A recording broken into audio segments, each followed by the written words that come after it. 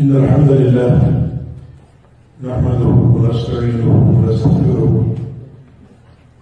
ونعوذ بالله من شرور أنفسنا ومن سيئات أعمالنا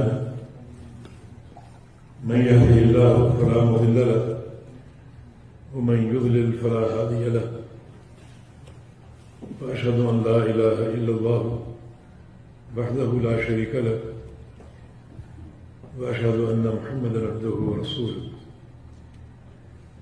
يا أيها الذين آمنوا اتقوا الله حق تقاته ولا تموتن إلا وأنتم مسلمون يا أيها الناس اتقوا ربكم الذي خلقكم من نفس واحدة وخلق منها زوجها وبث منهما رجالا كثيرا ونساء واتقوا الله الذي تساءلون به والأرحام إن الله كان عليكم رقيبا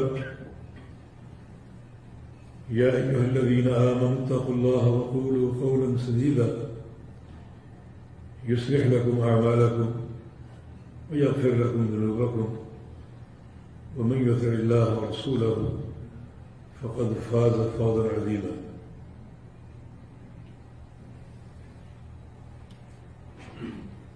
أما بعد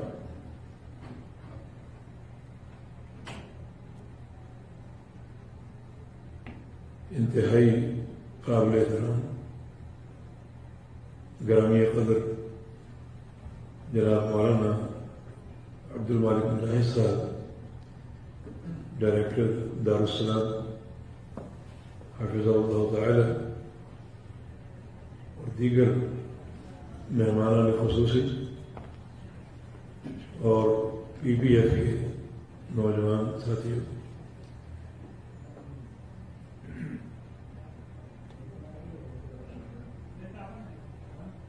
آج کا پروگرام جو تربیت کے حوالے سے منعقد ہوا ہے اور مجھے کچھ نصیحتیں کرنے کا حکم ملا ہے، ایک بڑی مشکل ذمہ داری مجھے سونپ دی گئی ہے۔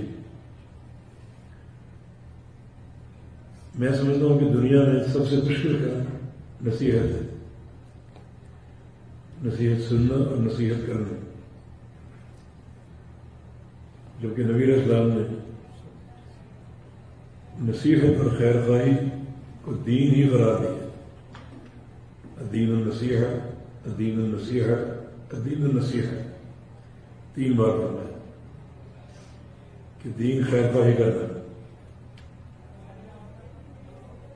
بہت ہی مشکل ذمہ داری ہے، بہت ہی مشکل کام ہے۔ مشکل اس لحاظ سے نہیں کہ بات کرنا کوئی مشکل کام ہے، انسان گھنٹوں بات کر سکتا ہے، کوئی مشکل نہیں ہے۔ مشکل اس لحاظ سے ہے کہ نصیحت کرنے کے بعد اور سننے کے بعد ایک کڑی ذمہ داری عائد ہوتی ہے، اور وہ عمل کی۔ ایک ناصح اگر نصیحت کرے، چاہے وہ گھنٹوں بولتا رہے، اگر خود عمل نہیں کرتا تو آسمان سے آواز آتی ہے کبر مقتا عند اللہ ان تقولوا ما لا تفعلون۔ اللہ تعالیٰ کی بڑی ناراضگی کا باعث یہ ہے کہ تم لوگوں سے ایک بات کہو اور خود عمل نہ کرو۔ یہ تو یہودیت ہے، اتأمرون الناس بالبر وتنسون انفسکم، کہ لوگوں کو نیکی کا حکم دیتے ہو اور اپنے آپ کو فراموش کر سکتے۔ اخروی طور پہ اس کی سزا کیا ہوگی؟ صحیح بخاری کی حدیث ہے، ایک شخص جہنم میں عذاب علیم میں گرفتار ہوگا اور اس کے جسم کی پیٹ کی آنتیں باہر نکلی ہوں اور چکی کی طرح گھوم رہا ہوگا، اور کچھ لوگ دیکھ کر پہچان جائیں گے اور کہیں گے کہ آپ تو ہمیں نصیحت کیا کرتے تھے، آپ جہنم میں کیسے؟ تو جواب دے گا کہ کنت آمر بالمعروف، میں نیکی کا حکم دیتا تھا مگر خود نہیں کرتا تھا، برائی سے روکتا تھا مگر خود باز نہیں آتا تھا۔ یہ کوئی آسان کام نہ ہو، بولنا اور لیکچر دینا یہ آسان ہے، لیکن اس کے بعد عمل کرنا یہ کڑی ذمہ داری۔ اگر نہ عمل کریں تو یہ 3-4 نصوص آپ نے سن لیے، اللہ تعالیٰ کو ناراض کر دیں گے۔ ایک داعی اگر اسٹیج سے اترے لمبی نصیحت نہیں کر کے، ممبر سے اترے گھنٹوں باتیں کر کے اور عمل نہ کرنے کی سوچ اس کے اندر ہو تو اللہ رب العزت کو ناراض کر کے اترتا ہے۔ اسی طرح جو منصور جنہیں نصیحت دی جائے اگر وہ سن کر عمل نہ کرے تو اس کی بھی بڑی بھیانک وعیدیں ہیں، سزائیں ہیں۔ اللہ پاک فرمان ہے فذکر ان نفعت الذکریٰ سیذکر من یخشی ویتجنبها الاشقی، کہ نصیحت وہ لوگ قبول کریں گے جن کے دلوں میں خشیت ہے۔ نصیحت قبول کرنا ہی خشیت ہے، تو وہ لوگ قبول نہیں کریں گے جو اشقا ہے، بدبخت ہے، الذی یصلی النار الکبریٰ، جن کا ٹھکانہ بڑی آگ ہوگی۔ بڑی شدید ترین وعید ہے۔ نصیحت کے ساتھ تعلق اگر ہم جوڑیں اور قائم کریں تو ساتھ ساتھ ایک عمل کا جذبہ اور اس کو اپنانے کا جذبہ اندر ہونا چاہیے، اور اپنے دل کی ایسی تربیت کیجیے کہ انتہائی نرم ہو جائے۔ نبی علیہ السلام کی حدیث ہے اِنَّ أَبْعَدَ النَّاسِ مِنَ اللَّهِ الْقَلْبُ الْقَاسِي، وہ شخص اللہ تعالیٰ سے سب سے دور ہے جس کا دل سخت ہے، اور وہ انتہائی قریب ہے جس کے دل میں نرمی ہو، رقت ہو اور خشیت ہو۔ نرم دل اور سخت دل میں فرق یہ ہے کہ نرم دل انسان نصیحت سنتے ہی قبول کر لے گا، اور سخت دل انسان نصیحتیں سنے گا اور عمل نہیں کرے گا۔ اور دین اسلام میں نرم دلی بہت ہی اونچا وصف ہے۔ انبیاء کرام کی بس ساری امتوں میں سب سے افضل انسان ابو بکر صدیق رضی اللہ عنہ، اور آپ صلی اللہ علیہ وسلم نے ان کا تمیز بیان کیا کہ ارحم امتی لامتی ابو بکر، میری پوری امت میں ارحم انسان جس کے دل میں رقت ہے، نرمی ہے، خشیت ہے، وہ ابو بکر صدیق رضی اللہ عنہ۔ جب اہل یمن اشعری قبیلے کے لوگ اسلام قبول کر کے آئے اور ان کو معلوم ہوا کہ نبی علیہ السلام خیبر کی سرزمین پر ہے، جنگ خیبر کے سلسلے میں، تو ان کا سفر اور قریب ہو گیا، مدینہ بھی دور تھا، انہیں اطلاع ملی کہ آپ صلی اللہ علیہ وسلم خیبر میں ہیں، تو اور خوش ہوئے کہ ملاقات اور قریب ہو گئی، بلکہ ایک رضیہ جملہ کہتے ہوئے آ رہے تھے کہ پتہ چلا کہ خیبر ہم کل تک پہنچ جائیں گے، غداً نلقى الأحبة محمد وحزبہ صلی اللہ علیہ وسلم، کل پیاروں سے ملاقات ہوگی۔ وہ پیارے کون ہیں؟ محمد صلی اللہ علیہ وسلم اور آپ کی جماعت۔ اور جب وہ آ چکے، ملاقاتیں ہو گئیں، تو آپ نے ارشاد فرمایا تھا کہ اتاکم اہل الیمن ہم ارق الناس افئدۃ والینہم قلوبا، کہ تمہارے پاس یمن کے لوگ آئے ہیں، اشعری لوگ، ان کا وصف یہ ہے، ان کی خوبی یہ ہے کہ ان کے دل سب سے زیادہ نرم، ان کے دلوں میں لین اور خشیت رقت اور نرمی، یہ بڑا قابل تعریف وصف ہے اور ہمیں اسے اختیار کرنا چاہیے۔ اور اس کی پہچان کا طریقہ یہ ہے کہ نصیحتوں سے ہمارا کیا تعلق، خالی سننے کا شوق نہ ہو بلکہ سن کر امر کا جذبہ ہو، تاکہ یہ معاملہ اللہ کے ہاں پسندیدہ قرار پائے۔ مجھے بڑی خوشی حاصل ہو رہی ہے کہ میں نوجوانوں سے مخاطب اور نوجوان بھی تعلیم یافتہ، پڑھے لکھے اور مختلف مجالات میں اپنی علمی اور فنی خدمات انجام دے رہے ہیں۔ یقیناً یہ نوجوانی کی عمر ایک قابل فخر عمر، اور اگر نوجوان باہم مل جل کر کام کرنے کی ٹھان لیں تو پھر وہ جدوجہد اجتماعی شکل اختیار کر لیتے اور معاملہ اور مستحکم ہو جاتا ہے، اللہ تعالیٰ کے یہاں پسندیدہ ہو جاتا ہے۔ اللہ رب العزت نے سورہ کہف میں کچھ نوجوانوں کا ذکر کیا، اصحاب کہف انہم فتیۃ، یہ کچھ نوجوان تھے جنہوں نے دو کردار انجام دی، آمنوا بربہم وزدناہم ہدی، ایک تو اللہ پر ایمان لے، سچے عقیدے کو سمجھ لیا اور توحید کو اپنا لیا، جو ہر جدوجہد کی اساس ہے۔ ایک شخص بعد میں بڑے سجدے کرے، اجتماعی عمل انجام دے، لیکن اگر ایمان میں دراڑ ہے تو اس کی کوئی چیز قابل قبول نہیں۔ میرے نوجوان ساتھیوں، بیٹوں، اس لیے اصحاب کہف کے وہ بھی نوجوان تھے، اس وتیرے پر عمل کرتے ہوئے ایمان کو سیکھو، صحیح ایمان، کامل ایمان جو ہر نقص اور ہر عیب سے پاک ہے۔ ایمان کے 6 ارکان،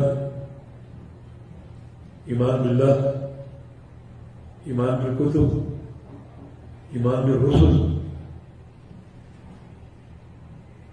اور ایمان بالآخرہ اور ایمان بالقدر، تقدیر پر ایمان، آمنت باللہ وملائکتہ وکتبہ ورسلہ والیوم الآخر والقدر خیرہ وشرہ، 6 ارکان۔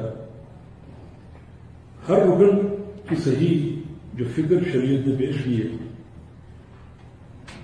جن مقاصد کے تحت، ان مقاصد کے ساتھ ان کو سمجھنا اور قبول کرنا، یہ صحیح ایمان کی اساس ہے۔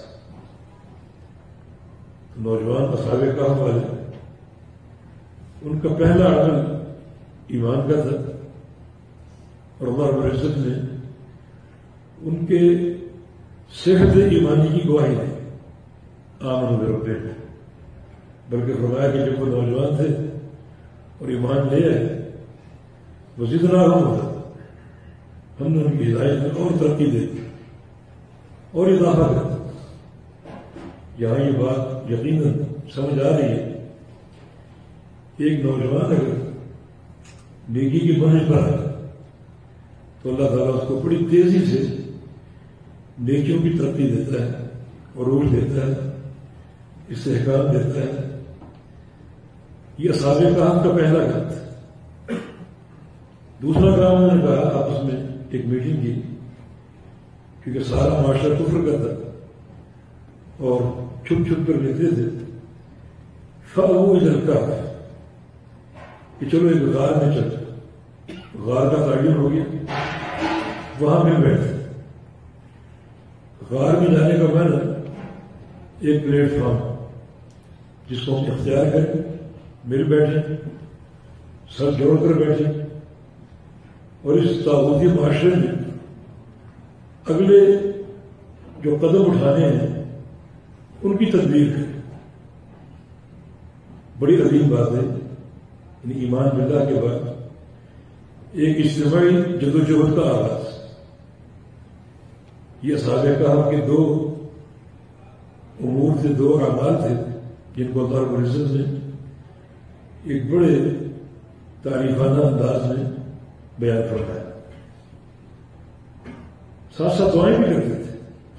سورہ کہف ان کی دعائیں بھی مضبوط ہیں. رشد کی دعائیں، راستہ صاف ہو جائے، منزل دکھائی دینے لگے اور جدوجہد کو ابہام نہ ہو، دعائیں بھی کرتے تھے. اللہ کو بڑا پسند آیا. اللہ رب العزت نے جیسا کہ قرآن نے بیان کیا ان کو غار میں سلا دیا. لمبی نیند کہ تم نے قدم صحیح بڑھا دی، آگے میرا کر تم سوچو. اور کتنا سلایا؟ 309 سال. بڑی محبت کا اظہار کیا. وَضَرَبْنَا عَلَىٰ آذَانِهِمْ، ہم نے ان کی کانوں پر تھپکیاں دی تاکہ ان کی نیند میں خلل نہ آئے. وَتَرَى الشَّمْسَ إِذَا طَلَعَتْ تَزَاوَرُ عَنْ كَهْفِهِمْ ذَاتَ الْيَمِينِ وَإِذَا غَرَبَتْ تَقْرِضُهُمْ ذَاتَ الشِّمَالِ. ان نوجوانوں کی خاطر ہم نے سورج کے دائمی روٹ کو تبدیل کر دیا. جب وہ غار کے دھانے سے گزرتا ہم اس کو جھکا کر گزارتے تاکہ اس کی دھوپ غار میں داخل ہو اور دھوپ سے نیند میں خلل پڑتا. یہ اظہار محبت. اور جو وہ اتنی طویل نیند لینے کے بعد اٹھے تو معاشرے میں عقیدے کا، توحید کا، ایمان کا انقلاب برپا ہو چکا تھا. یہ یقیناً نوجوانوں کا یہ سوچنا اپنی تربیت کے حوالے سے، ایمان باللہ کے بعد ایک اجتماعی جدوجہد ادا کرنے کے حوالے سے، یہ ایک بڑی کارآمد سوچ ہے. اور نوجوانوں کی سوچ سے یقیناً جو بزرگ ہیں ان کی حوصلہ افزائی ہوتی. ابھی تک یہ چنگاریاں موجود ہیں اور یہ اگر روشن ہوگی، آگ پکڑ دے تو پھر کوئی طاغوتی طاقت ان کے سامنے ٹھہر نہیں سکتی. نوجوانوں کو کتنا بڑا دین تھی. ہر شخص آپ میں سے اپنی اصلاح کے بعد اپنے ذاتی کردار کو عظیم تر سمجھے. اللہ تعالیٰ چاہے تو کسی سے بھی دین کا کام لے سکتے. دیکھیے سورہ انشقاق میں، سورہ انفطار میں یہ السماء انفطرت نہیں بلکہ سورہ یہ والسماء ذات البروج، سورہ بروج طویل واقع ہے اور ایک نوجوان کے کردار کا ذکر ہے جس کو وقت کے جو جادوگر تھے حکومت کے، وہ جادو سکھا رہے تھے اور بادشاہ وقت سے کہا کہ ہم جو کہ بوڑھے ہو چکے، کوئی نوجوان ہمیں دو جس کو اپنا فن ہم سکھائے جادو، تاکہ یہ کہانت آپ کے کام آتی رہے. تو ایک خوبصورت، زیرک اور ذہین نوجوان کا انتخاب. اب وہ جادو سیکھنے جاتا ہے. یہ بات آپ جانتے ہیں، جادو کفر، جادو کرنا بھی کفر، پڑھنا بھی کفر. اور اگر ہو جائے تو جادو کو جادو سے کاٹنا بھی کفر. اور کچھ لوگ دعوے کرتے ہیں جادو کی کاٹ اور پلٹ کے باہر آپ کا جادو کاٹ بھی دیں گے، جس نے کیا اس پر پلٹا بھی دیں گے، دونوں کفر. آپ اگر راضی ہو گئے تو آپ نے کفر کا ارتکاب کیا. اللہ تعالیٰ کی مشیت، جب وہ نوجوان جادو سیکھنے جاتا ہے، راستے میں کٹیا دیکھتا ہے ایک بوڑھے آدمی. کوئی عیسائی روایت عیسیٰ علیہ السلام کی تعلیمات پر ایمان لا چکا تھا، انجیل کا حافظ تھا، اور اس نوجوان کو اس سے ملنے کا اشتیاق ہوا، ملاقات ہو گئی، اور اس جب نوجوان کو اس راہب نے سمجھایا جس عمل کی طرف تم گامزن ہو تو بڑا خطرناک ہے، اور یہ کفر چھوڑ دو اس کو، اور میں تمہیں دین حق کی تعلیم دیتا ہوں۔ بات دل میں اثر کر گئی، وہ اس جادوگر کے پاس جانے کی بجائے راہب کے پاس جانے لگا، وہاں بھی جاتا تاکہ میرا معاملہ منکشف نہ ہو جائے۔ بار کا کام چلتا رہا، اور بالآخر ایک وقت آیا کہ اس نوجوان کا یہ معاملہ کھل گیا، بادشاہ کو علم ہو گیا اور رعایا کو بھی علم ہو گیا۔ بادشاہ جو ہے وہ سیخ پا ہوا، اس نوجوان کو سزا دینے پر آمادہ ہوا، بلکہ قتل کرنے اور بھیانک قتل کرنے۔ یہ سزا تجویز کی کہ اس کو لے جاؤ کسی پہاڑ کی چوٹی پر، اور وہاں سے دھکا دے گرا، اس کی ہڈیاں پسلیاں ٹوٹ جائیں، یہ ایما دیما ہو۔ چنانچہ اوپر لے کے نوجوان نے دعا کی، کیا اللہ کا قرب اور اس اسنا میں کیا تربیت اور کیا تعلق باللہ بنا چکا تھا۔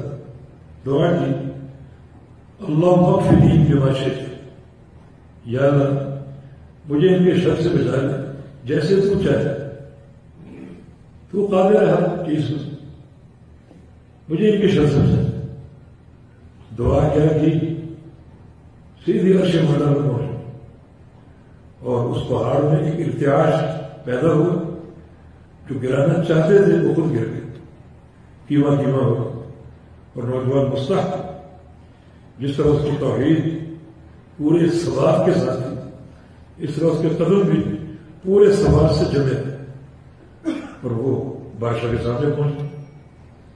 بادشاہ جان تم کیسے آئے، کیسے پسند؟ پھر نوجوان نے پوری قوت سے کہا کہ مجھے میرے رب نے بچا دیا۔ بادشاہ کو اور سیخ پا ہوا، اگلے دن سزا تجویز کی، اور ایک کشتی پر اپنی ایک فوج کو بھیجا کہ اس کو سمندر کی لہروں میں، سمندر کے بس میں جا کر دھکا دے دے۔ جب سمندر کی اونچی اونچی لہریں، طوفانی لہریں دیکھی، تو پھر نوجوان نے وہی دعا کر، اللہم اغفر لی بما شئت۔ اور یہ دعا آج کے متفتن دور میں ہم سب کو یاد ہونی چاہیے، اللہم اغفر لی بما شئت، یا اللہم اغفر لی شرہم بما شئت، دونوں الفاظ آ رہے ہیں، یا اللہ مجھے ان کی شر سے بچا لے جس طرح تو چاہے۔ بس وہ ایک طوفانی لہر نے کشتی پر تھپڑ مارا اور کشتی ٹوٹ گئی، اور وہ نوجوان ایک تختے پر سوار ہو کر واپس آ گیا۔ آج اس نے بادشاہ سے کہا کہ تم جتنی تدبیریں کر لو میرے رب کی تدبیروں پر غالب نہیں آ سکتا۔ زمین والے 100 فیصلے کریں، ہوگا وہ جو آسمان پر رکھے، تم کبھی مجھے نہیں مار سکتے، میرا رب مجھے بچانے والا۔ ہاں اگر مجھے مارنا چاہتے تھے تو میرے رب کا نام لے کر تیر مارو، یہ شرط ہے، میرے رب کا نام لے کر، اس کے نام سے تم مارو گے تو خاتمہ ہو سکتا، ورنہ نہیں۔ جو اس نے جب جان چھوڑنے کے لیے ایسا ہی کرنا، وہ پوری مملکت اور رعیت جمع تھی، سلیب پہ لٹکا دیا گیا، اور بادشاہ نے تیر چھوڑا، یہ کہتے بسم رب ھذا الغلام، اس نوجوان کے رب کے نام سے مارا۔ اب قوم سارا تماشا دیکھ چکی تھی، پہاڑوں سے بچ کر آ گیا اور طغیانی کی لہروں سے بچ کر آ گیا، مانا یہ بادشاہ اپنی پوری کوشش کے باوجود اس کو نہیں مار سکتا۔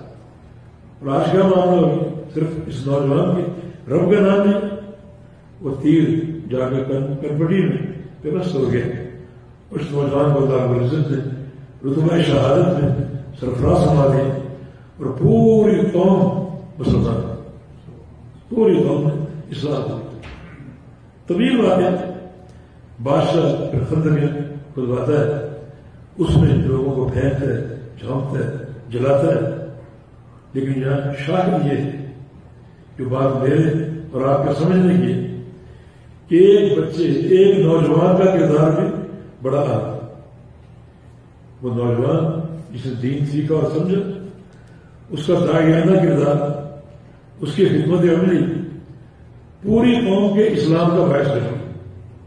ایک بچے کی جدوجہد، یہ جو نوجوانی کی عمر ہے یہ یقیناً ایک قابل فخر عمر ہے. کوئی شخص اس کو حقیر نہ سمجھے کہ میں تو معمولی ہوں، چھوٹا ہوں. نہیں، اگر تعلق ملا ہے اور اللہ کے دین کا کام کرنا مقصود ہے تو اللہ تعالیٰ مسئلے پر سوال ہے، راستے کھولنے والا اور راستے واضح کرنے والا. اس وقت میرے ساتھ 3 حدیثیں آ رہی ہیں. اس میں شباب کا لفظ ہے. شاب عربی کا لفظ ہے، معنی نوجوان، اور شباب اس کی جمع. نبی علیہ السلام نے نوجوانوں کو کیا اہمیت دی؟ نبی علیہ السلام نوجوانوں سے کیا چاہتے تھے؟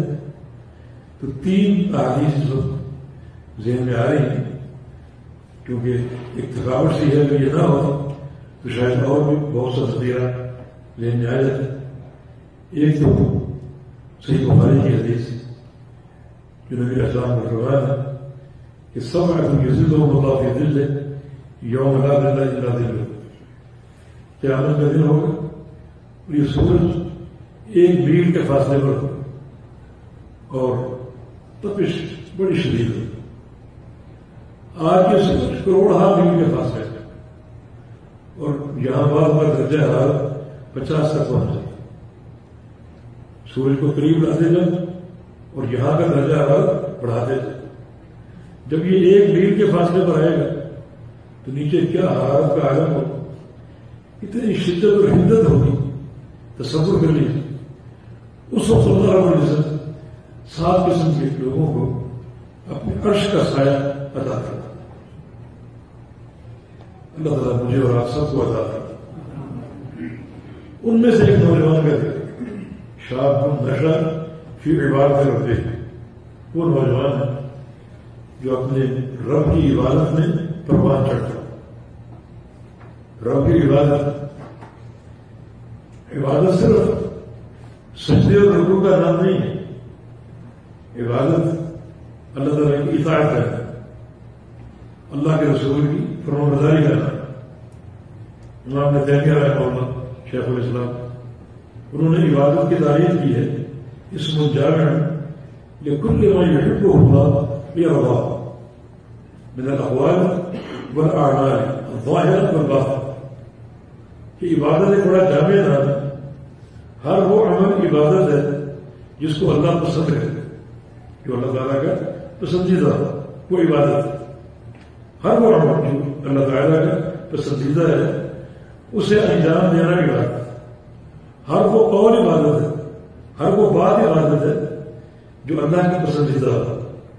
تو عبادت صرف نماز روزے کا نام نہیں، بلکہ زندگی کا ہر وہ گوشہ جو اللہ کے رسول کی اطاعت میں ہے اور لا محالہ اللہ تعالیٰ کا پسندیدہ ہے، وہ عبادت ہے. تو وہ نوجوان جو اللہ رب العزت کی عبادت میں پروان چڑھے، اللہ اس نوجوان کو قیامت کے دن اپنے عرش کا سایہ عطا کرتا ہے.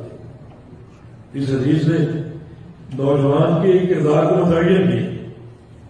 سیاست ہو یا میدان تجارت یا معاشرتی مسائل، گھریلو امور، عبادات ہو، عقائد ہو، منہج ہو، ہر میدان میں ایسا بن جاؤ کہ اللہ کو پسند ہے، اللہ تعالیٰ کو پسند ہے. جو کام تو مشکل لگا ہے لیکن اخر میں نجات یہ ایک قوی بنیاد ہے. نبی علیہ السلام دعا کیا کرتے تھے، اللہم انی اسألک لذت النظر الی وجہک والشوق للقاءک. اے اللہ، میں تجھ سے 2 سوال کرتا ہوں. ایک قیامت کے دن اپنے چہرے کے دیدار کی لذت عطا فرما، اور دوسرا آج میرے اندر اپنی ملاقات کا شوق پیدا کر. ملاقات تو ہر ایک کی ہوئی اللہ تعالیٰ سے، وہ شوق آج میرے اندر پیدا کر. اس شوق کا معنی کیا ہے کہ مجھے ایسا بننے کی توفیق دے دے کہ اس ملاقات کی تیاری کرو. ملاقات کا اگر شوق ہو اس کی تیاری نہ کرو تو کوئی شوق نہیں ہے. ایک ماں جو پاکستان میں ہے ان کا بیٹا 5 سال بعد 10 سال بعد وطن لوٹ رہا تو ان کی انتظار کا کیا ہے ہو، ملنے کا کیا شوق ہو، کتنے پکوان تیار کیے جائیں، بیٹے کی خوشی کی کتنے مواقع قائم کیے جائیں، کس طرح استقبال کیا جائے. کیونکہ ملاقات کا شوق یا اللہ آج وہ شوق میرے اندر پیدا کر دے کہ کل جو تجھ سے ملنا ہے میں ایسا بن کے آؤں تیرے سامنے کہ تو مجھے دیکھ کر راضی ہو، مجھے دیکھ کر خوش ہو، ایسا بن کر. یہ تیاری ملاقات کا شوق، یہ 2 مختلف چیزیں. ایسا بننے کی توفیق دے دے کہ کل تیرے سامنے آؤں تو مجھے دیکھ کر راضی ہے. حضرت قیم رحمہ اللہ نے ایک صحابی کو جنازے میں ذکر کی. نبی علیہ السلام اس کا جنازہ پڑھا رہے تھے اور دعا کیا فرما رہے تھے، اللہم بلغ عبدک ھذا وانت تضحک الیہ وہو یضحک الیک. اے اللہ اس بندے سے اس طرح ملنا ہے کہ تو اسے دیکھ کر ہنسے، یہ تجھے دیکھ کر ہنسے. یہ شوق ہے میرا ہے کہ تو دیکھتے اس کو پسند کرتے، اس کے چہرے کو دیکھ کر، اس کے لباس و کردار کو دیکھ کر، بذاتہ کو دیکھ کر، عمل کو، عقیدے کو، اس کے نام اعمال کو دیکھ کر تو اس کو پسند کرتے. تو بات تھوڑی سی ٹھہر گئی. تو بات یہی ہو رہی تھی کہ ہم اپنی تربیت جو ہے اس کی بنیادیں جو ہے اپنے اندر پیدا کریں اور واقعہ تربیت کریں.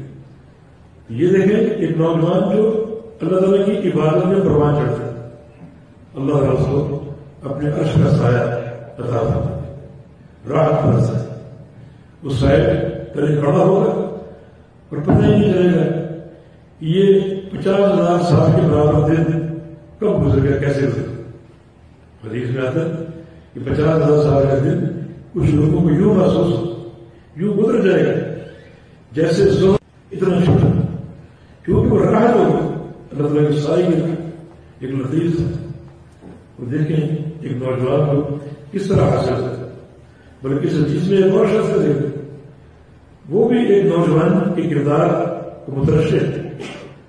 فرمایا کہ رجل دعت امرأة ذات منصب وجمال فقال انی اخاف. جس شخص کو خوبصورت عورت دعوت بنا ہے اور وہ کہہ دے میں اللہ سے ڈرتا ہوں، اللہ کا خوف کی بنا اسے ٹھکراتا. ایک بار کا یہ کردار اللہ تعالیٰ کو اتنا خوش کر دے گا کہ اللہ رب العزت اپنے عرش کا سایہ تھا.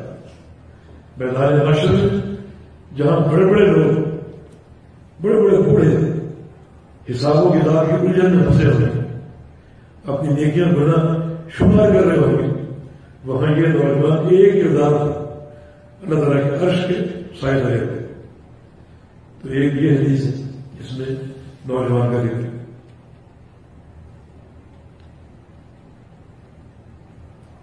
ایک حدیث اور ہے جس میں نوجوان کا ذکر ہے اور بڑی تابع ہے. لن يذوب قدم ابن آدم يوم القيامة حتى يسأل عن خمس. جب بندہ اللہ کے سامنے حساب و کتاب میں کھڑا ہوا اور اللہ حساب و کتاب لے گا تو بندے کا قدم اللہ کی عدالت سے ایک بار کے برابر نہیں سمجھ سکے گا جب تک اللہ رب العزت کے 5 سالوں کے جواب نہ دے. 5 سالوں کے سوال ذکر کر دیے گئے، پیپر آؤٹ ہے. ابھی ایگزامنر اپنا پیپر آؤٹ نہیں کرتا، کمرہ امتحان میں آپ کو دیتا. پیپر آپ کو بتا دیے، دے دیے یہ 5 سوال، نمبر 1 نمبر 2 نمبر 3 تیاری کریں. پہلا سوال ان حیاتہ فیما امضى، یہ پوری زندگی کہاں گزارا. زندگی کے لمحات کا حساب تھا. دوسرا سوال وہاں شباب ہی فیما ابدا، جوانی کہاں کو سیدھا کی. حالانکہ جو پوری زندگی ہے اس میں جوانی کا دور بھی ہے، لیکن جوانی کا حساب الگ سے ہوا. اس سے آپ سمجھیں کہ یہ عمر کیسی ہے، اس کی کتنی کڑی ذمہ داری ہے اور کتنی شدید مسئولیت ہے کہ اللہ رب العزت جوانی کی زندگی کا، جوانی کے لمحات کا، جوانی کے راتوں کا، جوانی کے دنوں کا الگ سے حساب ہے.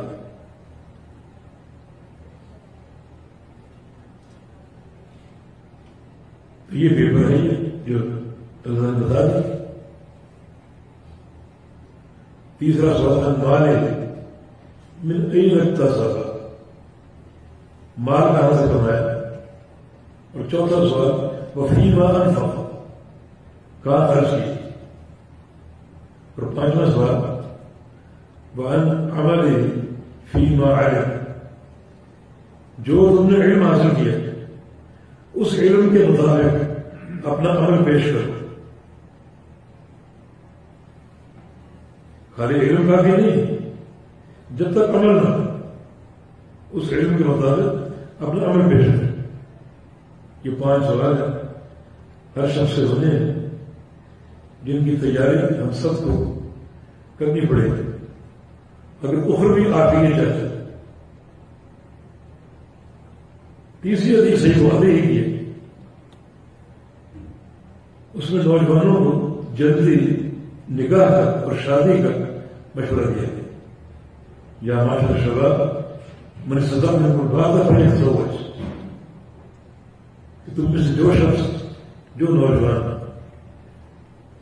اے نوجوانوں کی جماعت، تم میں سے جو نوجوان نکاح کی طاقت رکھتا ہے وہ نکاح کرنے میں تاخیر نہ کرے، فوراً کرے. اصل ہدف نکاح نہیں ہے، اصل ہدف نکاح کے 2 نتیجے ہیں. فَإِنَّهُ أَغَضُّ لِلْبَصَرِ وَأَحْسَنُ لِلْفَرْجِ، کیونکہ نکاح کے 2 فائدے ہیں، نظریں نیچی ہوتی اور شرم کا محفوظ ہوتی. شریعت کیا چاہتی ہے کہ ہمارا معاشرہ عفت اور پاک دامنی کی تصویر ہو. اس کے لیے یہ ایک عظیم مشورہ دیا ہے کہ نکاح کی طاقت ہو، مالی اعتبار سے، بدنی اعتبار سے، اس میں دیر نہ کریں. اور عورتیں والنساء شقائق الرجال، عورتیں احکام شرعیہ میں مردوں کے ہم مثل، وہ بھی جوانی کی حدود کو پہنچے، ان کا نکاح جلدی کرنا چاہیے. ہم لیٹ نہیں کرتے. تاخیر کی کیا مقاصد ہے؟ مردوں کے لیے کیا فرمائے گی؟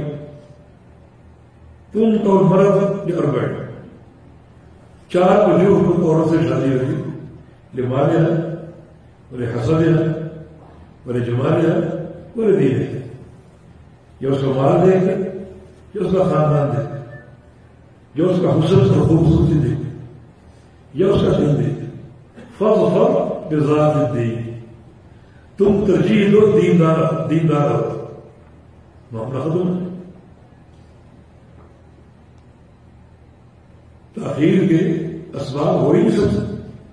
اور جو بچیوں کے والدین یا سرپرست ہیں اور یا امور ہیں، انہیں مشورہ دیا گیا. نبی اسلام کا فرمان اذا جاءکم من ترضون دینہ وخلقہ فزوجوہ. ہماری بچی کا رشتہ ہے ایسے دیندار مرد کی طرف سے جس کا دین بھی پسندیدہ ہو اور اخلاق ہو، تو رشتہ دیتے. تاخیر نہ کرو. تاخیر اگر کرو گے تو فساد کبیر وبا ہو سکتا ہے جس کے تم متحمل نہیں ہو سکتے. یہاں اصل معاملہ نکاح کا نہیں، وہ تو ایک سبب ہے. اصل معاملہ معاشرے کی عفت، پاکدامنی، طہارت اور صفائی کی. شریعت یہ چاہتی ہے کہ ہمارے جو ماننے والے ہیں ان کا معاشرہ بے قاعدگی کا شکار نہ ہو. اور اب تک الحمدللہ ہمارا معاشرہ محفوظ ہے بہت حد تک، اور ہمارے نسل ہمیں محفوظ ہے. ہمارے ہر بچے کو معلوم ہے کہ میری ماں کون ہے، میرا باپ کون ہے. یورپی معاشرے میں ایسا نہیں. کتنی تعداد ہے بچوں کی جن کو اپنے باپ کا علم نہیں، اور کتنی تعداد ہے ایسے لوگوں کی نہ باپ کا علم ہے نہ ماں کا علم. نہیں، شریعت عفت پاکدامنی چاہتی، ایک ایسی طہارت جو ان بنیادوں پر قائم ہے. یہ نوجوانوں کے لیے مشورہ جس کا مقصد نگاہوں کو نیچا کر اور شرم گاہ کی حفاظت کرے. یہ ایک عظیم عمل ہے. یہ عمل معمولی نہیں. تقویٰ کی بنا پر نگاہوں کا نیچا کرنا اللہ کی رضا کا باعث، اللہ تعالیٰ کی محبت کا باعث. اور اگر شادی کے باوجود کوئی شخص یہی سوچ رکھتا ہے، غلط کاری کی سوچ یا عملاً غلط کاری کا مرتکب ہے، تو شریعت اس نے ایک مسلمان لڑکی آپ کے نگاہ میں ایک معمولی سی شرط لا الہ الا اللہ اور ایجاب و قبول، آپ اس کو گھر لے اور اپنی سوچ میں فساد کا بگاڑ. اب شریعت رضاک بات ہے. غلط حرکت کی تمہیں زمین میں آدھا گھر دیا گیا اور باقی آدھے جسم پر پتھر مارے تھے جب تک موت واقع نہ ہو. اتنا غصہ چاہیے. تو تقویٰ، پرہیزگاری اور عفت اور عفاف کی بنیادیں ہمارے معاشرے کی ضروری. اور اگر یہ نکاح کا عالم ہو تو برکتیں آتی ہیں. مسلم احمد یہ غریب یاد آ گئی. اس کا اصل صحیح مسلم میں بھی وہ جلیبین کی شادی چھوٹے قد کا تھا. نبی صلی اللہ علیہ وسلم نے شادی کی، خواہش کا اظہار کیا تو آپ نے ایک انصار گھرانے میں بھیجا کہ ان کی بچی وہ شادی کے قابل ہے، انہیں جا کر پیغام دو اور ساتھ یہ کہو کہ مجھے اللہ کے رسول نے بھیجا. چلے نکاح کا پیغام دیا. بچی کے والدین نے دیکھا چہرے پر ناگواری کہ نبی اسلام نے ہماری بچی کے لیے کون سا رشتہ پسند. ناگواری کیا تھا؟ انکار کرنا چاہ رہے ہیں. بچی اس کے اپنے بھاگ پہ پردے میں بیٹھ گئی. اندر سے آواز آ گئی کہ یا غلط ہلکا کی گناہ کا سب آپ انکار کر رہے ہیں. آپ کو معلوم اس کو بھیجا کس نے؟ آپ جلیبین کو دیکھ رہے ہیں، اسے بھیجنے شخصیت کو نہیں دیکھ رہے. رضیت الرحمت سے مارتی علی رسول اللہ صلی اللہ علیہ وسلم. میرے لیے اللہ کے نبی نے جو رشتہ پسند کر لیا مجھے وہ قبول. کہ شادی میں بچی کی رضا بھی ضروری، بچی راضی مجھے وہ قبول اور شادی ہو. کچھ عرصے بعد جلیبین میدان جہاد میں جہاد کرتے ہوئے شہید ہو، اور جہاں شہید ہو کے گرا وہاں 7 کافروں کی لاشیں پڑی تھی. قبر 7 اس چھوٹے قد کے مجاہد نے 7 کافروں کو جہنم میں پہنچایا. اور جناب انس بن مالک کی حدیث کے راوی واضح کہ رہی تو بعید جلیبین من انفق البیوت فی المدینہ. میں نے دیکھا کہ جلیبین کے گھر مدینہ منورہ میں ایک دور ایسا ہے، ایک وقت آیا ایسا ہے کہ سب سے زیادہ اللہ کی راہ میں مال خرچ کرنے والا اس بیوی کی جو ایک نیک خواہش اللہ کے نبی کی اتباع اس کی برکت ہے کہ سب سے زیادہ پورے مدینے میں مال کہاں سے آتا جلیبین کی گھر سے. اللہ تعالیٰ نے مالا مال دیتے اور انفق کا ایک معنی اور بھی، اور وہ ہے ایسا گھرانہ جس گھرانے کی بچی کے رشتے بہت ہیں. بڑے بڑے صحابہ نے خواہش کی کہ یہ بچی میرے گھر کی بہو بن جائے، اس کا رشتہ میرے بیٹے سے ہو.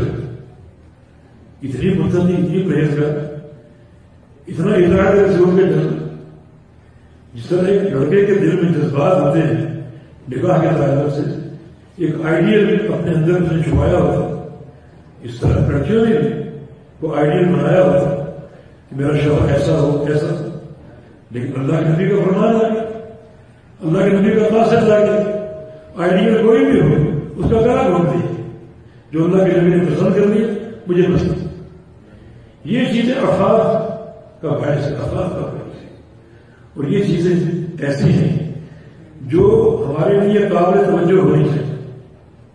یہ رسید اللہ کے پیغمبر نے دی، نوجوانوں کو دی، تاکہ ان پر عمل کر کے معاشرہ جو ہے وہ راست بازی پر قائم ہو، اور اپنی ان کی اصلاح ہو، نوجوانوں کی ان پہ تقویٰ ہے، پرہیزگاری ہے، اور وہ اللہ کی رضا کے مسائل بن سکتے۔ تو شاد و نشہ بھی عبادت کرتے وہ نوجوان اللہ کے عرش کے سائے ہوگا جو اپنے رب کی عبادت میں پروان چاہتا ہے۔ یہ قابل فخر ہونا منتظر ہے، اللہ اس کے رسول کی اطاعت کی جائے، اللہ تعالیٰ کی عبادت کی جائے، تاکہ اسی طرح جب پروان چڑھیں گے تو اللہ رب العزت راضی ہو جائے، اور یہ فیصلہ اس کی محبت کا نظر ہے جو اپنا سایہ عطا فرما دیتا ہے، یہ اس کی محبت کا نظر ہے، اور نصیحت قبول کرنی چاہیے میرے لیے بھی اور آپ کے لیے، نصیحت قابل قبول ہونی چاہیے۔ حقیقت میں یہ عملی جو ہے نوجوانوں کا عمل بڑا عظیم تر ہے۔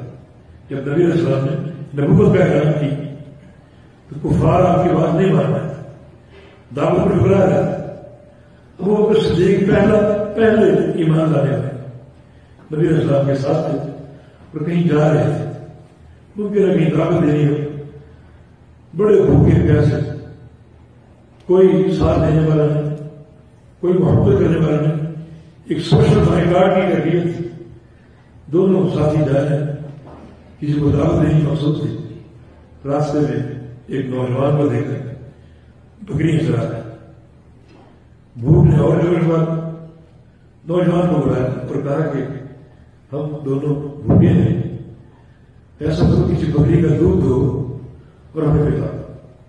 نوجوان نے کہا کہ یہ بکریاں میری نہیں ہیں، میرے پاس میرے مالک کی امانت ہے، اگر میں پوچھے بغیر دلاؤں گا تو امانت میں خیال ہے، میں ایسا نہیں کر سکتا۔ اللہ کے پیارے پیغمبر نے فرمایا کوئی ایسی بکری ہے جو بھی دودھ دینے کے قابل نہ ہوئی، عرض کیا کہ ہاں وہ ہے چنانچہ ایک چھوٹی سی بکری ہے، نبی علیہ السلام نے اس کے تھن پر ہاتھ پھیرے اور اللہ نے دودھ جاری کر دیا، برتن بھر گیا، آپ نے پیا، ابو بکر صدیق نے پیا، نوجوان کو پلایا، اور پھر دوبارہ تھنوں پر ہاتھ پھیرا، وہ سپر گیا اور پھر دونوں روانہ۔ یہ نوجوان دیکھ بڑا متاثر کہ کون شخصیت ہے اور کیا یہ ایک عمل اور ایک واقعہ ان کا دیکھا ہے۔ جب وہ روانہ ہو گئے اسے جو سجو ہوئی کہ میں جا کر ان سے ملوں، تو مکہ مکرمہ آپ کو تلاش کرتے کرتے پہنچ گیا اور ایمان قبول اسلام کا آتے ہی نبی علیہ السلام سے کیا کہا علمنی مما علمک ربک، یا رسول اللہ صلی اللہ علیہ وسلم مجھے کچھ سکھائیے، وہ علم دیجیے جو آپ کے رب نے آپ کو علم دی، جو اللہ تعالیٰ نے آپ کو علم دیا اس میں سے مجھے کچھ علم دیجیے۔ آپ نے کیا فرمایا تھا؟ انک غلام معلم، تم تو سیکھے سکھائے بچے ہو، تم تو علامہ ہو، تمہیں علم دینے کی کیا ضرورت؟ یہ بات آپ نے کیوں کی؟ حالانکہ وہ ابھی اسلام لایا، ابھی اسلام تو بول، تم تو غلام معلم ہو۔ یہ بات نبی علیہ السلام نے کل کے واقعے پر کی تھی، جو اس نے کہا تھا یہ بکریاں امانت ہیں اور میں امانت میں خیانت نہیں کر سکتا۔ یہ عملی جذبہ کا نتیجہ ہے۔ اور پھر یہ نوجوان مشن پر گامزن ہو گیا اور اتنا عمل کیا، اتنا اطاعت کی، اتنی محبت کی، اتنی خدمت کی نبی علیہ السلام، اتنا ساتھ دیا کہ نبی علیہ السلام نے ان کو اس شرف سے نوازا کہ لہما اصغر فی المیزان من احد، میرا یہ عبداللہ بن مسعود رضی اللہ عنہ جو قیامت کے دن آئے گا اس کی دو پتلی ٹانگیں اللہ کے میزان میں رکھی جائیں گی تو اور پہاڑ سے بھاری ہوگی، اور پہاڑ سے۔ یہ نوجوان کون تھا؟ عبد اللہ بن مسعود البدری رضی اللہ عنہ۔ تو یہ کیا علم اور کیا عمل؟ علم کی اساس کیا ہے اور عمل کی اساس کیا ہے؟ مثلا تو علم و عمل یہ باہم مقرون، علم عمل کے بغیر نہیں اور عمل علم کے بغیر، اور یہ منہج حق آپ کو اسی اسٹیج سے اور کہیں نہیں۔ کچھ لوگ علم رکھتے ہیں، عمل نہیں کرتے، قبول نہیں کرتے، حدیثیں دیکھتے ہیں، پڑھتے ہیں، سنتے ہیں، رد کرتے ہیں، ان کو ٹالنے کے بہانے بناتے ہیں۔ یہ حدیث مذہب کے خلاف، برادری کے خلاف، علم پہنچ چکی، حجت قائم ہو چکی، قبول نہیں کرتے۔ علم جان لیا، عمل نہیں کرتے۔ اور کچھ سادہ لوگ عمل کرتے ہیں، شوقین ہیں، بغیر علم، بغیر دلیل، بغیر منہج، بغیر حجت۔ ان سے پوچھو یہ بات کہاں نکلی ہے؟ جناب موضوعات شریف، یہ ان کے علم کا مستویٰ، علم نہیں۔ اور سابقہ قوموں میں یہ دو اوصاف تھے، یہودی عالم تھے، عمل نہیں کرتے، قبول نہیں کرتے۔ عیسائی عمل کا شوق تھا، جذبہ تھا، لیکن بغیر علم۔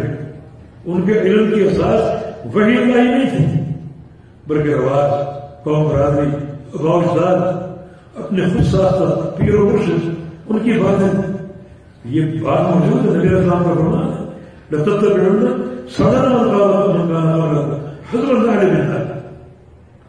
تم لوگ سابقہ قوموں کی ہو پیروی کرو گے، اتنی مطابقت اختیار کرو گے جیسے ایک جوتا دوسرے جوتے کے مشابہ ہوتا ہے۔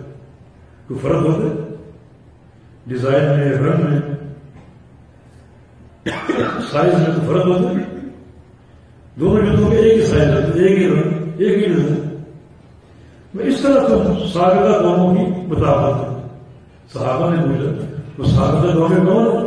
یہودی اور عیسائی۔ میں کہاں اور کون؟ یہود کا منہج کیا ہے؟ علم ہے، قبول نہیں۔ عیسائیوں کا منہج کیا ہے؟ عمل کا جذبہ ہے، لیکن علم کا ہے۔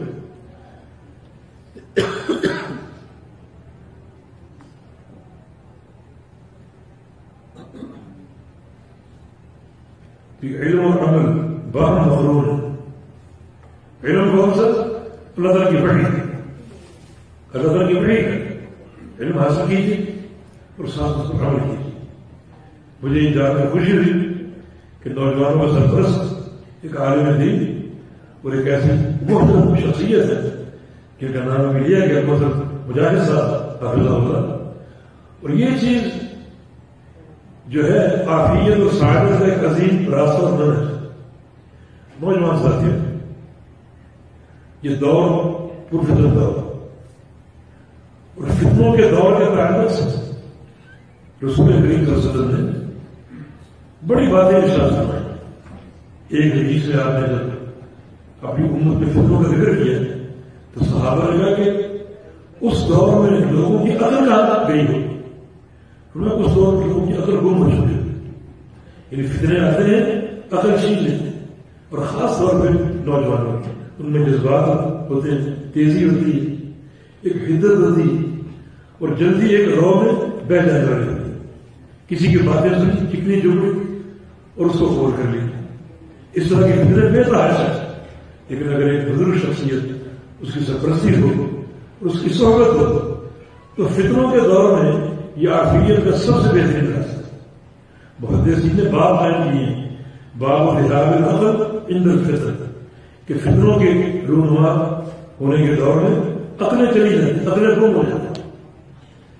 دیکھیں امت فتنے سے دوچار ہو کب؟ جب اللہ کے پیارے پیغمبر فوت ہو۔ یہ بڑی آزمائش ہے، بڑی آزمائش۔ امیر عمر جیسے انسان نے تلوار نکالی کہ جو کہے گا کہ اللہ کے پیغمبر فوت ہو گئے اس کو میں قتل کرتا ہوں۔ یعنی یہ سوچ حالانکہ موجود تھی، فوت سب سے ہوتا، لیکن ایک آزمائش کا وقت آیا تو وقتی طور پر وہ سوچ اور سمجھ مفقود ہو چکی۔ ابو بکر صدیق رضی اللہ عنہ محسن امت، انہوں نے قرآنی آیتیں پڑھی اور عمر یہ فرماتے ہیں کہ لگتا ہے کہ آیتیں آج ہی اٹھیں حالانکہ غیروں کا علم تھا، لیکن جب فتنے آزمائشیں وہاں ہوتی ہیں تو وقتی طور پر عقل گم ہو جاتا ہے۔ یہ پرفتن دور ہے، اس پرفتن دور میں نوجوانوں کو خاص طور پہ رہنمائی کی ضرورت ہے۔ اب تک جو نصوص ہم نے پیش کی ان سے یہ بات واضح ہوتی ہے کہ نوجوان قائد نہیں، بات کیجیے ہمارے مختلف لیڈر نوجوانوں کو قیادت کا منصب سونپنا چاہتے ہیں۔ وہ ایک پاکستان میں چوکوں چوراہوں پر پھر دھرنے دیتے تھے، یوتھ یوتھ یوتھ، یہ قائد ہے، یہ اور یہ وہ، ایک ایسی تصویر جو نوجوانوں کے جو ایک ان کا منہج ہے، جو ان کی سوچ ہے، اس کے خلاف ہے۔ نوجوان کا کردار کیا ہے؟ شاب نشہ فی عبادت ربہ، اپنے رب کی عبادت کو قربان کر عمل اطاعت، اپنی اصلاح، زیور علم سے راستہ ہو۔ آج ہی اس کو کرسی میں بٹھا دو کہ تم قائد ہو، مستقبل کے قائد ہو، کل قیادت تم نے سنبھالنی۔ یہ نوجوان کا کام ہے۔ اللہ تعالیٰ نبیوں کو 40 سال کی عمر میں نبوت کیوں دیتے تھے؟ حالانکہ نبی تو چنے ہوئے بندے، اللہ کے چنے ہوئے بندے، لیکن 40 سال کی عمر میں کچھ مستثناء ہے، کچھ استثناء ہے، لیکن اکثر انبیاء 40 سال کی عمر میں مبعوث ہوئے۔ یہ پختہ عمر، انتہائی رشد والی عمر ہے۔ تو یہ جو کردار حدیثوں کے واضح ہو رہا ہے وہ یہی ہے کہ آپ کا کردار تعلم، حصول علم۔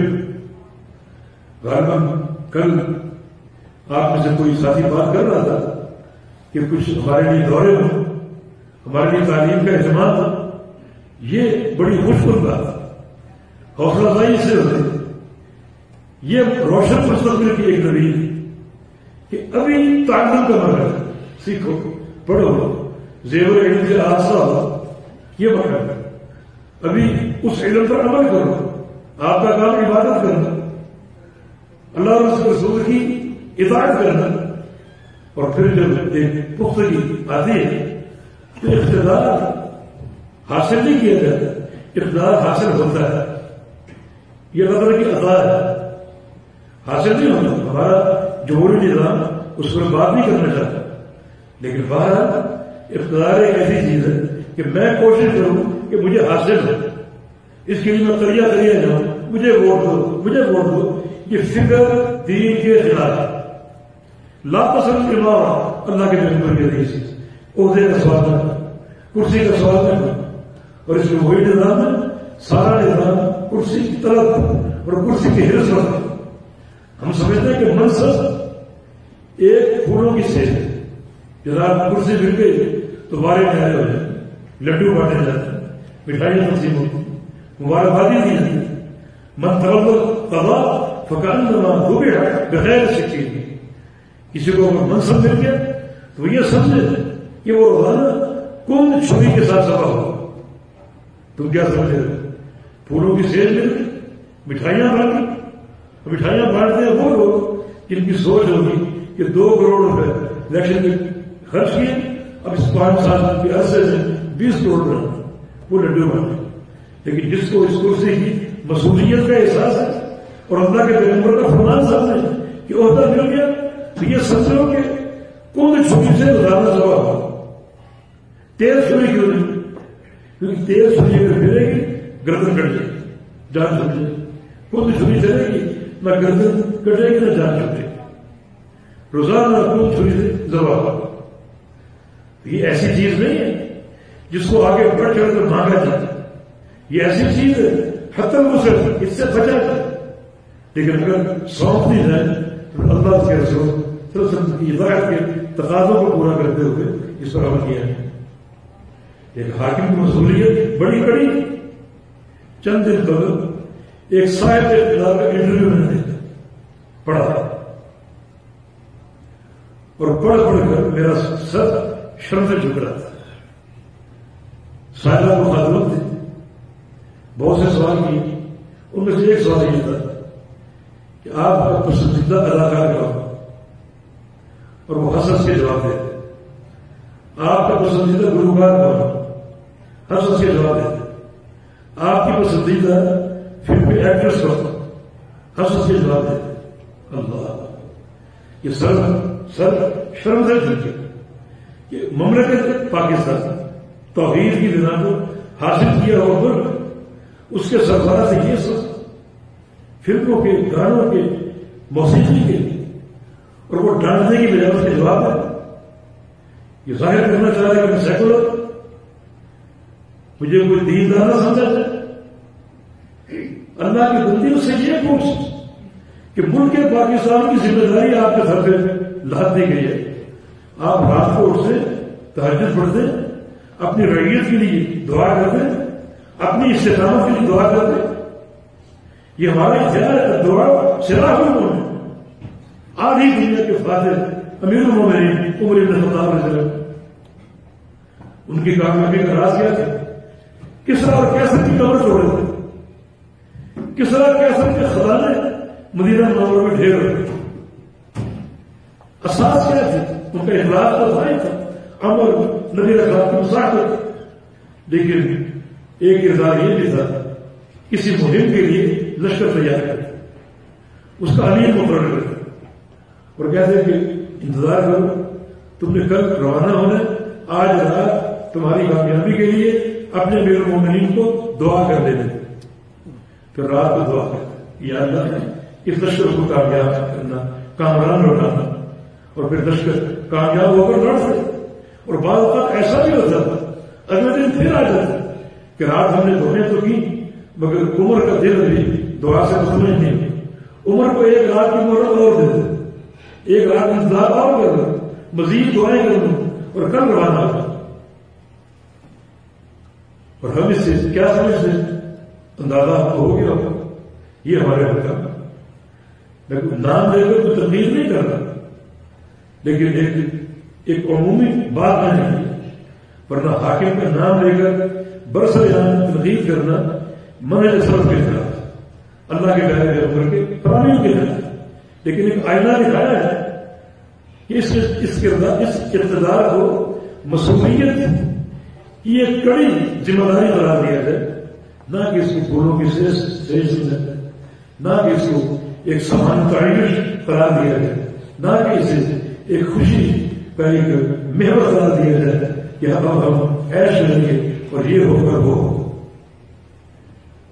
تو وقت نے آپ کا کافی لے لیا، لیکن یہ چند وہ باتیں ہیں جو ایک گوشے میں دبی ہوئی، ان کا ہم نے اظہار کیا ہے، اور سب سے اہم بات یہی ہے کہ طلبہ اور خاص طور پہ فتنے سے بچاؤ کی تدبیر، اور وہ تدبیر آپ نہیں کریں گے، وہ تدبیر آپ کے علماء کریں گے۔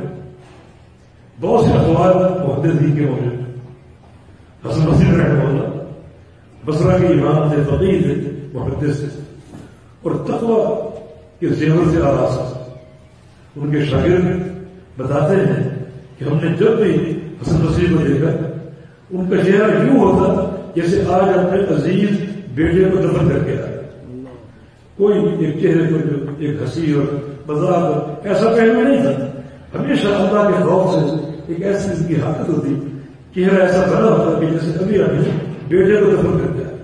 ان کا قول ہے الفتنة اذا اقبلت عرفها كل عالم واذا اقبلت عرفها كل جاهل، جب فتنہ آتا ہے ہر عالم اس کو پہچانتا ہے، ہر عالم اسے پہچانتا ہے، وہ جاہل نہیں پہچانتا، جاہل نہیں پہچانتا، اس فتنے کو قبول کر دیتے، اور جب وہ جاتا ہے پلٹتا ہے واپس تو عرفہ کل جاہل، پھر ہر جاہل کی پہچانتا ہے، لیکن اس وقت وہ پوری طرح ٹوٹ چکا ہوتا ہے، اس کا سبیہ ناز ہو چکا ہوتا ہے، فتنہ اس کو پیس چکا ہوتا ہے، اب پہچاننے کا فائدہ نہیں۔